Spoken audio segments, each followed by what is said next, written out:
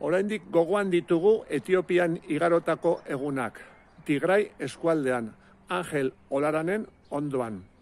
Bertan izan genuen Etiopia Utopia, irabazi asmori gabeko erakundaren lana ezagutzeko aukera. Haur eta gazte babesgabeen bizibaldintzak hobetzeko egiten du lan. Eta haren proiektuek arlo ezberdinak jorratzen dituzte. Ura, generoa, osasuna, hezkuntza eta gizarte arloko beste hainbat. Orain ikusiko duzuen mikrodokumentala Etiopia Utopiarena da. Eta biziposa.eusen beste 10 mikrodokumental ikusteko aukera izango duzue. Izan zaitez voluntario, izan zaitez babesle. Bizipostu zaitezte. Gora bizipoza. Eta gora guztiontzat beharko luken mundua. biziposa.eus